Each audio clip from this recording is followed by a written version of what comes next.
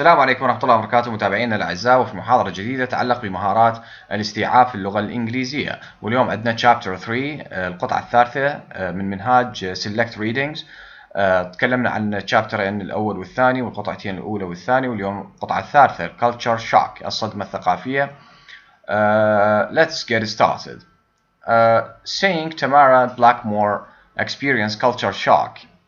فهنا عندنا شخصية تامارا بلاكمور جربت الكالتشر شوك when she arrived here last September، عندما وصلت هنا في شهر التاسع الفائت.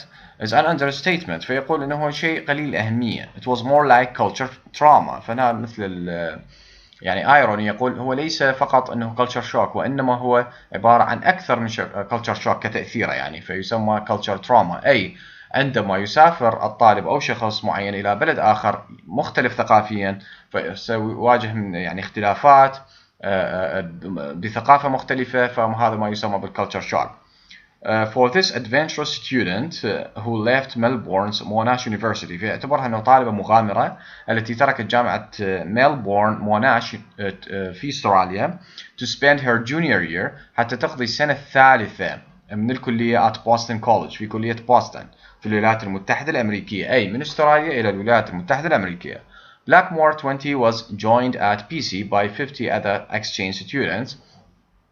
فطلاب هذه الطالبة يعني عمرها 20 التحقت مع 50 طالب يدرس في هذه الجامعة from around the world، من أنحاء العالم. like thousands of exchange students، حالها حال آلاف من الطلبة برامج التبادل الثقافي who enroll in American colleges، الذين يلتحقون في الكليات الأمريكية كل سنة each year. Blackmore discovered first hand، اكتشفت عمليا first hand يعني شيء يحدث يعني يمكن اكتسابه مباشرة seeing or experiencing بالتجربة أو بالمشاهدة. فجربت هذا الشيء أنه there is a sea of difference، هناك تغيير كبير. sea يعني تغيير كبير للاختلاف between reading about and experiencing America first hand، فبين أنه تقرأ على أمريكا وبين أنه ما أنت تجرب هذا الشيء وتعيش هذا الشيء. She felt the difference، شعرت بالاختلاف as soon as she stepped off the plane، فيقول حالما وصلت، أي هنا حالما نزلت من الطائرة، هي وجدت هذا الاختلاف. As soon as she landed in Boston، حالما أنه هبطت في بوسطن، Blackmore could feel the tension in the air. Feel the tension in the air يعني معناتها يشعر بالقلق. Felt worried. She was about to taste a lifestyle. فهنا taste lifestyle كانت على وشك أن experience a way of life، تجرب طريقة من الحياة، نمط حياة. تجرب taste يعني تتذوق، فهنا عبارة taste a lifestyle أي experience a way of life far more hectic than the one she left. طبعا هذه تكون تجربة الحياة هي أكثر شدة، يعني محمومة hectic، شدة من التجربة التي تركتها، يعني تركتها في استراليا. Driving in Boston is crazy، تقول السياقة في بوسطن مجنونة. Says Blackmore it took me a while to get used to the roads and driving style here. فتقول يعني أخذت وقت حتى أني أتأقلم أو أتعود على الطرق ونمط السياقة هنا. I was always afraid someone was going to hit me، تقول كنت خائف أنه شخص ممكن يدعمني أو يضربني. It was particularly tricky since the steering wheel was on the wrong side. فتقول يعني شيء يعني مربك أو يعني tricky ذات حيلة، أي خادع يعني أو مربك، إنه الويل مال أو الستيرن للسيارة هو في الجانب المعاكس of the car. In Australia it is on the right side، فبأستراليا بالجانب الأيمن، لكن بالأمريكا الجانب الأيسر. Beyond the cars and traffic jams، يعني بالإضافة إلى السيارات والازدحامات المرورية. Blackmore said it took a while to get used to so many people، أنه أخذت يعني استغرق الوقت حتى تتعود على مع كثير من الناس in one place، في مكان واحد. All of whom seemed like they were moving at warp speed. فتقول الجميع أنه هنا يتحرك بسرعة كبيرة، فعندنا warp speed moving at warp speed traveling very quickly، يعني يكون السفر بشكل سريع، يسافرون بشكل سريع، أي الحياة سريعة في الولايات المتحدة الأمريكية. There are only 18 million people in Australia. هناك فقط 18 مليون في أستراليا. Spread out over an entire country. منتشرين في كل أنحاء البلاد. She says compared to more than 6 million people in the state of Massachusetts. فتقول أن هناك مقارنة ب6 ملايين من الأشخاص في ولاية ماساتشوستس اللي هي في الولايات المتحدة، هذه الولاية alone we don't have the kind of congestion. Congestion احتقان مروري. You have in Boston، فاحتقان مروري أكثر في بوسطن من مقارنة بأستراليا. There is a whole different perception of space، فأكو إدراك مختلف وتفكير مختلف من ناحية المساحة الموجودة ما بين البلدين، يعني من ناحية الطرق، من ناحية الساحات إلى آخره.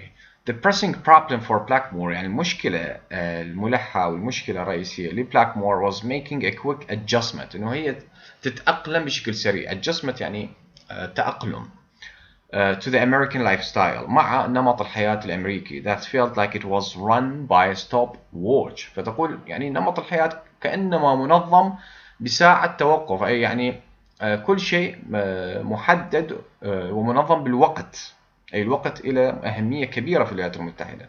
For this easygoing Australian American seemed like perpetual motion machines. تقول الأشخاص الأمريكيين يبدون كأنهم ماكينة دائمية سريعة، أي ما يقصد ب perpetual دائمي. motion machines ماكينة machines that never stop moving، يعني تقارنهم بالآلة التي لا تتوقف.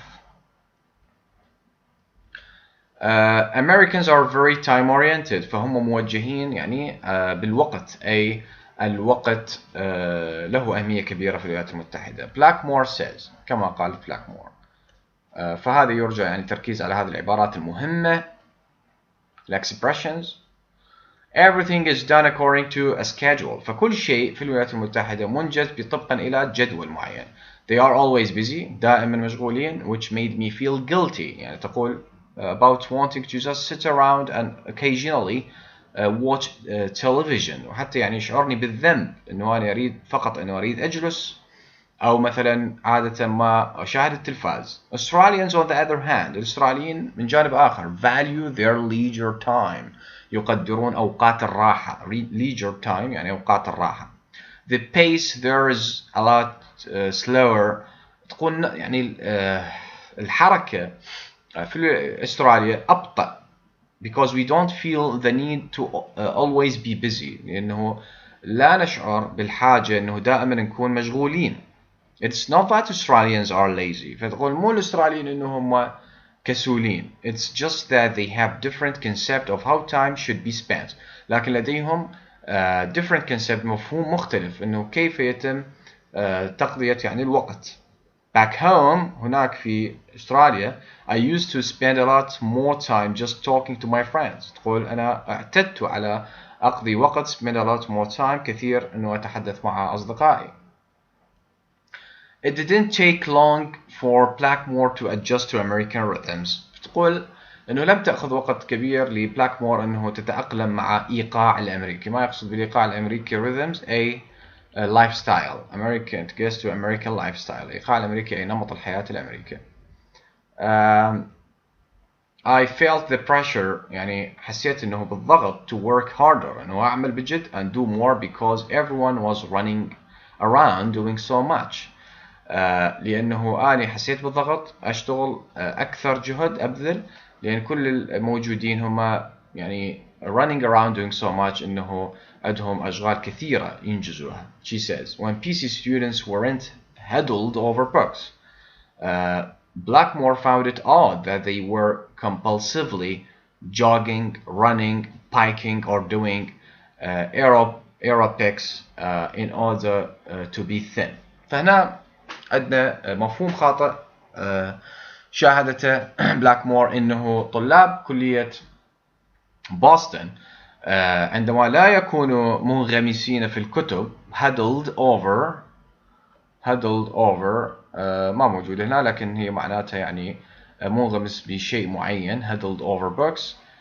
Blackmore found it odd يعني شافت انه شيء غريب that they were compulsively jogging لربما يعني مجبرين jog اللي هو الهرولة running أو الركض biking أو ركوب الدراجة الهوائية doing aerobics أو عمل ما يسمى بالتمارين الرياضية من دون استخدام جهاز يعني تمارين في الهواء تحريك اليد الرجلين إلى آخره اللي هي الأيروبكس in order to be thin حتى شنو يكون نحيف. compared to home مقارنة في أستراليا the girls here are very skinny لكن الفتيات هنا في الولايات المتحدة هم ضعيفين نحيفين.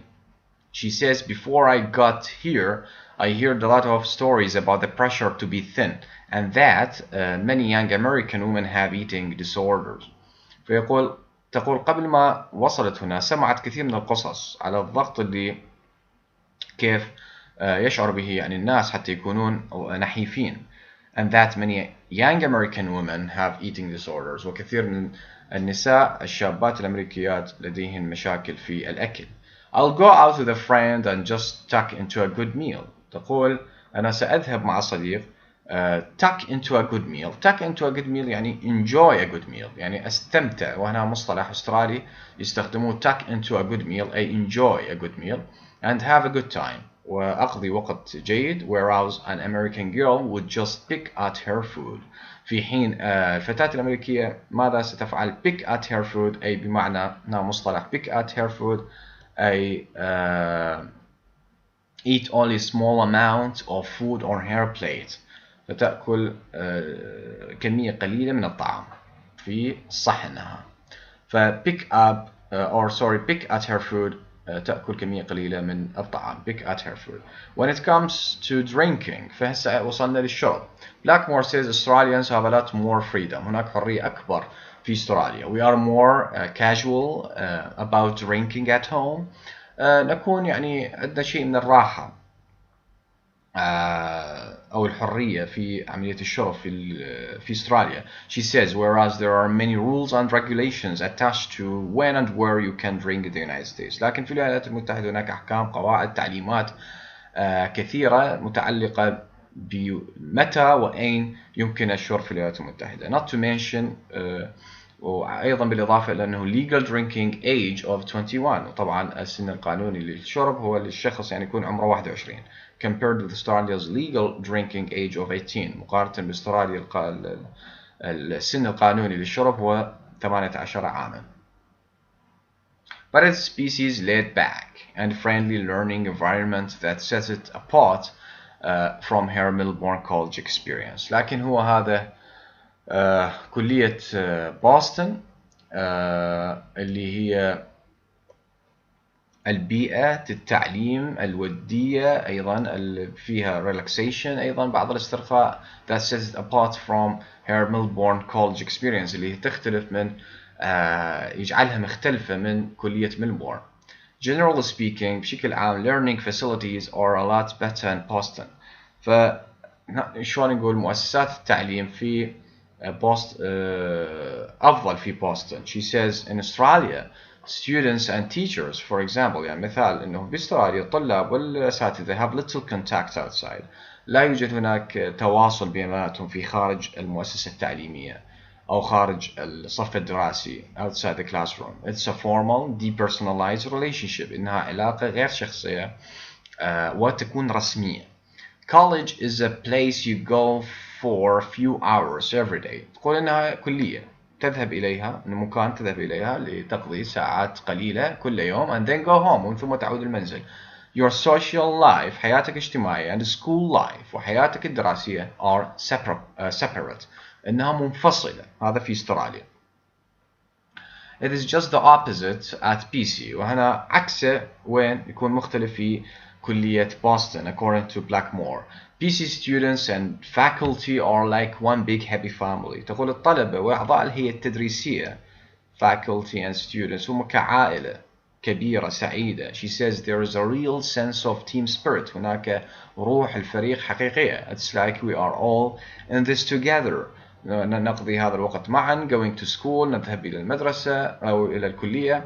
Is a life. Here is a lifestyle. وهذا هو نمط حياة. Whereas at home. لكن في بلدها we are just a number. نحن فقط كأنما أرقام. We attend school. نحضر الكلية to get a degree. حتى شنو نحصل على درجة علمية. So we can graduate. نتخرج. Get a job. نحصل على وظيفة and get on with our lives. ونسوي تقدم في حياتنا المستقبلية. هنا بعض أيضا التعابير expressions اللي خدناها وافتهمنا معانيها. Another pleasant shocker. هناك صدمة أخرى was the close and open relationships.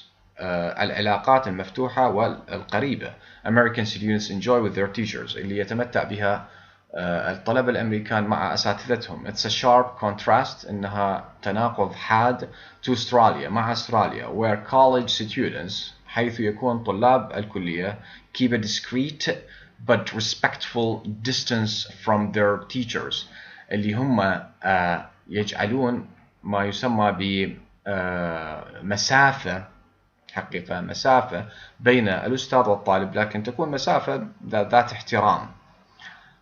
مثل ما قلنا إنه social life is separate from school life. I was surprised when I learned students go out to dinner with their lecturers. تقول أنا تفاجأت عندما شفت طلبة إنه يذهبون مثلا للعشاء مع أساتذتهم. She says we just don't do that back home. نقول لا نفعل هذا الشيء هناك في أستراليا. Professors deal with hundreds of students and you are lucky if they remember your name. تقول أساتذة يتعاملون مع مئات من الطلبة في أستراليا تقصد. and أنت راح تكون محظوظ إذا تذكروا اسمك. أي هنا ما يسمى إنه lack of contact. افتقار للتواصل ما بين lecturer or teacher or professor والطالب في أستراليا. About the author. طبعا مؤلف هذه المقالة نيويورك journalist صحفي في نيويورك who writes tech watch عمل syndicated column major daily newspaper و the Boston Globe. نشرت هذه المقالة في جريدة the Boston Globe. هذا عنوان الجريدة. عندنا التمارين نتدرب عليها. افتهمنا القطعة انه هي عبارة عن culture shock ما بين الاختلاف الثقافي ما بين استراليا والولايات المتحدة الأمريكية وكيف هذه الطالبة الأسترالية ذهبت للدراسة في المرحلة الثالثة junior when she was a junior تكمل دراستها في كلية بوسطن. وجدت الاختلاف ما بين جامعة ميلبورن موناش University and Boston College BC. multiple choice اختيارات أكثر من يعني متعددة. نختار for each item below circle the two answers. فهنا two answers that best complete each statement. جوابين تأخذ. The purpose of the reading is. الغرض من القطعة هي demonstrate that Americans study hard and exercise a lot. يعني تثبت أن الأمريكان يدرسون بشكل مجد ويتدربون أكثر. ما تحدد. show one student's thoughts on cultural differences. تعرض أن هذه القطعة أفكار لطالبة معينة على الاختلافات الثقافية ما بين أستراليا والولايات المتحدة. نعم. point out some ways in which foreigners experience culture shock in the United States. تظهر لنا بعض الطرق اللي فيها الأجانب يواجهون أو يمرون ب صدمة ثقافية الولايات المتحدة. نعم هذا ما جرى. argue that everyone should spend a year as a foreign exchange. ما قال إنه كل شخص لازم يقضي سنة كطالب زائر أجنبي. ما لا توجد هيك. لا يوجد هكذا معلومات. shocker معناته surprise. تمارا بلاكمور says that. قالت تمارا بلاكمور إنه in أستراليا. ماذا يحدث في أستراليا؟ students make a clear separation between their academic and social lives. نعم هناك فصل واضح ما بين الحياة الدراسية والأكاديمية والاجتماعية. students sometimes become good friends. ماكو إنه الطالب والأستاذ يكون good friends. ما موجودة. professors often do not know their students' name. نعم مثل ما قلنا من قالت you are lucky if they know your name. يعني أنت راح تكون محظوظ إذا عرفوا اسمك الأساتذة. فهنا الأساتذة غالبا لا يعرفون أسماء طلبتهم. Blackmore says that American professors their students. فماذا يحدث؟ إن Blackmore قالت إنه الأساتذة الأمريكان مع طلبتهم. ماذا يفعلون؟ enjoy warm relationships with. نعم، يتمتعون بعلاقات حميمة مع طلبتهم. have dinner with, jog run, are smarter than و have dinner with. يتناول العشاء معهم وأيضا علاقات حميمية معهم. هذا هو close open contact and relationship between the American professors and their students. When it comes to drinking alcohol, Blackmore feels that. عندما يتعلق الأمر بشرب الكحول، تشعر بلاكمور إنه there are stricter rules in America than in Australia. نعم، هناك أحكام شديدة في الولايات المتحدة منه في أستراليا. The drink age in Australia is too low. يقول العمر للشرب في أستراليا منخفض. Americans drink more than Australians. ما قلنا إنه Americans drink more than Australians. Australians are more relaxed about alcohol than Americans. فما قال إنه too low أو نقدر يعني stricter rules. نعم، too low ممكن يعني 18 سنة بال21 منخفض، أو مثلا are more relaxed about alcohol than Americans. هم أكثر يعني استرخاء، يعني الأستراليين هم أكثر استرخاء من ناحية الكحول than Americans are more relaxed. فممكن هذه الترهم وهذه الترهم، لكن إنه الواضح عندنا نقدر نرجع أنه نفتهم أنه القطعة ذكرت الدرينكينج من ناحية الفريدم. faculty when it comes to drinking here حتى نعرف هذا هو.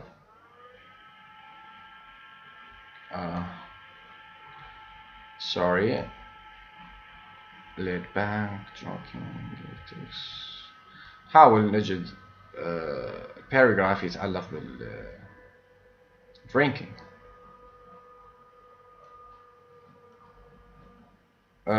طبعا drinking alcohol يعني مختلف من ناحية it comes to drinking here casual, more casual drinking at home.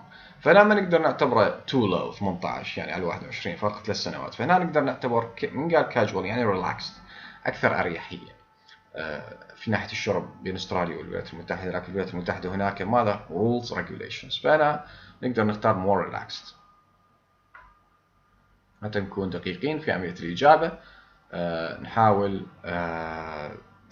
يعني نقرأ القطعة مرة ثانية. Blackmore would probably agree that. Blackmore ممكن يعني توافق الرأي إذا كان من ناحية شنو؟ American professors take a greater interest in their students than Australian professors. إنه الأساتذة الأمريكان يهتمون بشكل أكبر بطلابهم أكثر من ما هم مقارنة بالأساتذة الأستراليين. نعم.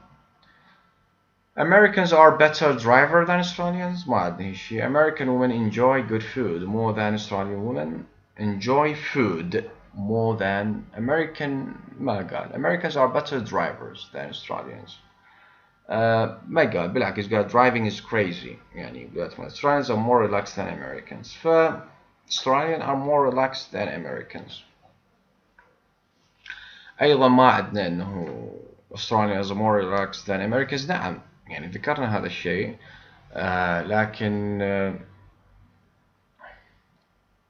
relaxed ممكن نستنتج يعني هنا الأمريكان women enjoy good food.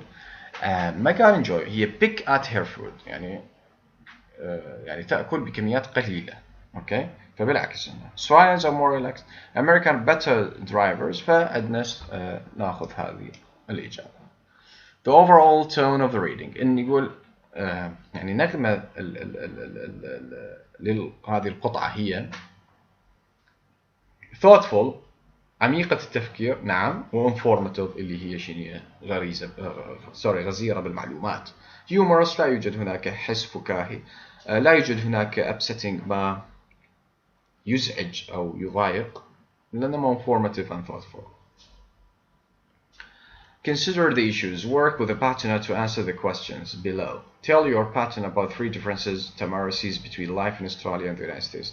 هنا هسه تمرين تشتغله بعد ما قريت القطعة وتشتغل ويا بارتنر زميل معين، انه تخبر زميلك 3 اختلافات تمارا sees between life، شافت هذه الاختلافات تمارا في الحياة من ناحية استراليا والولايات المتحدة، فتقرأ هذا المقطع وتشوف الاختلافات. احنا للسهولة يعني يعني يجب ان مفترض ان تقرأ هذا وتفهمه القطعة.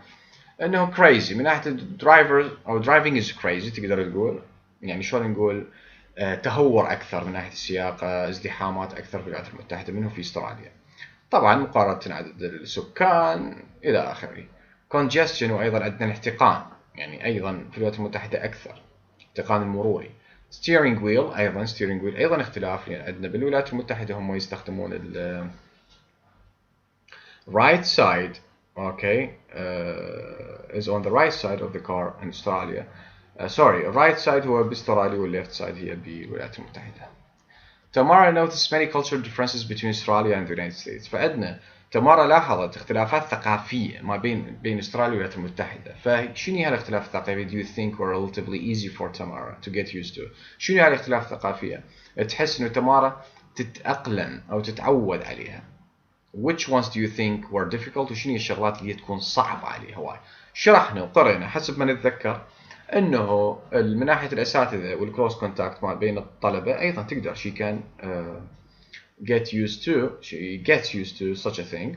ايضا تقدر تقول مثلا الدرايفنج مثلا لا هذا difficult thing okay driving for our congestion تحسه difficult. فنقدر نقول انه تعيد قراءة القطعة وتفتهم وتذكر this is for you to train يعني on، فتقدر تشتغل عليها وتحدد ال cultural differences اللي هي تقدر تعود عليها تمارا وشنو هي اللي ما تحسها صعبة عليها. From what Tamara says, do you think the university life in your country is more similar to university life in Australia؟ هل تعتقد أن الحياة الجامعية في بلدك هي مشابهة للحياة الجامعية في أستراليا or the United States أو في الولايات المتحدة؟ ولماذا؟ تقدر مع زميل تناقش هذا الشيء، تقدر تكتب باراجراف وتشتغل عليه. Reading skill. Understanding the difference between topic and main idea. فعندنا اختلاف ما بين التوبيك اللي ما يقصد بالفكرة العامة والmain idea والفكرة الرئيسية. Topic is the subject or general idea، هي الفكرة العامة of a piece of writing لأي قطعة من كتابة. And main idea is the writer's message about the topic. فالفكرة الرئيسية هو رسالة الكاتب على الفكرة العامة. Typically writers organize their writing around one or two main ideas. فعادة أو شلون نقول بشكل مثالي انه typically الكتاب ينظمون كتابتهم بالاعتماد على فكرة رئيسية وفكرتين. فتابك مثلا عندنا بالقطعة الثانية اللي أخذناها topic students learning teams، عندنا مثلا الفكرة العامة كانت على فرق التعلم الطلابية.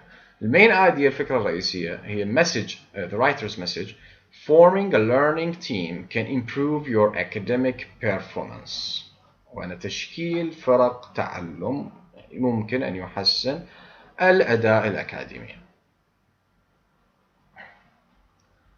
Read the paragraph below and find the topic and main idea. Discuss your answers with the partner. فطبعا نقرأ هذا ونحدد، طبعا هذا مسؤوليتكم يعني أنتم تقرأوا وتفتهموا من ثم تحل الإجابة. تقرأ هاي القطعة أنه many visitors to the United States think that the Americans take their exercise and free time activities too seriously. أن الحياة في الولايات المتحدة، تشوف اللايف ستايل في الولايات المتحدة من ناحية recreation الأداء يعني التمارين الرياضية go jogging الهرولة الرياضية work than relaxation إنه كيف يؤدون هذه الأعمال الرياضية هل وبعض المفاهيم المغلوطة اللي يشاهدها أيضا الزائرين حول ممارسة الرياضة يعتبروها أنه شيء من عمل وليس لا يستمتعون به، وأنه في الحقيقة هم يستمتعون طبعا في الوقت الرياضة إلى آخره. وهذه مفاهيم مغلوطة يجدها الزائر الأجنبي في الوصول إلى الولايات المتحدة. فمثلا the topic of this paragraph is the American approach to recreation، منهجية الأمريكية في عملية recreation الأداء الأعمال الرياضية. The main idea of this paragraph is الاستجمام recreation أي أعمال رياضية استجمام. The main idea of this paragraph is هسه هذا التوبيك بشكل عام، لكن الفكرة الرئيسية اللي يريد يوصلها الكاتب شنو هي؟ Americans enjoy their structured and organized approach to recreation، إنه الأمريكان يستمتعون بمنهجيتهم المنظمة للاستجمام. أوكي فهنا enjoy، لكن مفهوم المغلوط الطلبة الأجانب يجون أو الزائر الأجنبي يقول لا يستمتع. لماذا؟ بسبب أنه حرص الأفراد الأمريكان على الوقت والحياة السريعة والمشاغل، هذا هو يؤدي إلى الانطباع الخاطئ. Topic and main idea of longer selection. عندنا أيضا فكرة رئيسية وعامة. look back at the reading. يقول ارجع الريدنج القطعة هذه صفحة 28-30 ومن ثم حدد التوبيك والمين ايديا. فذا توبيك الفكرة العامة هي يقول experiencing culture shock in the United States. مرور بصدمة ثقافية في الولايات المتحدة الأمريكية. اوكي فهنا فكرة عامة نعم. لكن الفكرة الرئيسية وهي رسالة الكاتب يريد يقول there are many cultural differences. هناك اختلافات ثقافية between life in Australia بين الحياة في أستراليا والحياة في الولايات المتحدة الأمريكية. نعم هذا ما أراد الكاتب إيصاله للقارئ. building vocabulary بناء المفردات. اشتغل على هذا. بعض التعابير طبعا وجدناها في القطعة. in the chart below 5 expressions 5 تعابير تجي مع feel. فهنا مثل feel the difference يقول حدد هذا التعبير بيا جملة موجود بالقطعة. فأنا حددت لك إنه feel the difference موجود في paragraph sorry not paragraph وإنما line here. okay هنا line. okay هنا بدأ الباراجراف line أي السطر وليس الباراجراف. اوكي هنا أيضا line 11 موجود. اوكي feel attention وعندنا هنا اللي هي feel attention في سطر 11 وعندنا سطر 36 موجود feel the pressure. اوكي feel the pressure هذا انت تشتغل عليه. البقية feel like وين موجودة feel guilty وين موجودة شنو معناتهم هذا التعابير مثل ما شرحناها في القطعة. discuss your answer to the following questions with a partner. يقول ناقش إجوبتك لهذه الأسئلة مع شخص. when was the last time you felt tension in the air. متى آخر مرة شعرت أنه أنت قلق. feel tension in the air يشعر بالقلق. هذا عبارة. where were you أين كنت. what was happening ماذا كان يحدث. هذا تشتغل مع partner وتناقش. which of the following situations would make you feel the guiltiest. why. يقول شنو السيتويشن المواقف أنت تقع فيها حتى تشعر بالذنب. lied to your mother or father كذب على أمك وأبوك. forgetting a friend's birthday تنسى عيد ميلاد صديق. borrowing something and accidentally breaking it إنه تستعير شيء لكن عرضيا تكسره. ما ممكن تناقشه مع الزميل آخر. فعندنا 3 عبارات used to get used to and to be used to. هذه شوية بيها لغط. عندنا إذا used to بدون أي فعل مساعد أو get مثلا I used to smoke but now I don't smoke. used to هنا بهذه العبارة من دون فعل مساعد إنه كنت تسوي شيء on a regular basis بانتظام وين في الباست لكن في الحاضر أنت تركته no longer done in the present. I used to spend a lot more time. أنا اعتدت على قضاء وقت كثير just talking to my friends إنه أتكلم مع أصدقائي لكن الآن I don't spend a lot more time just talking to my friends. get هذا من ناحية إنه هاي العبارة من دون فعل مساعد I used to خلص. لكن get used to من تجي get مع used to تعني to become accustomed to يعني يعتاد على شيء to something new لشيء شنو جديد لشيء جديد. يعني مثلا took me a while to get used to. فهنا من يعتاد على شيء موجود في الوقت الحاضر ومعتاد على شيء get accustomed لشيء جديد. اوكي مو بالماضي وحاليا غير معتاد. فget used to accustomed يعني معتاد. يعني شلون يقول took me a while استغرق من الوقت بعض الوقت حتى اعتاد على الطرق and the driving style in Boston وأيضا على نمط السياقة في بوسطن. be used to means to be comfortable with something لكن من يجي فعل مساعد are on I am used to he is used to they are used to تعني انه مرتاح مع شيء معين. now she is used to living in the United States.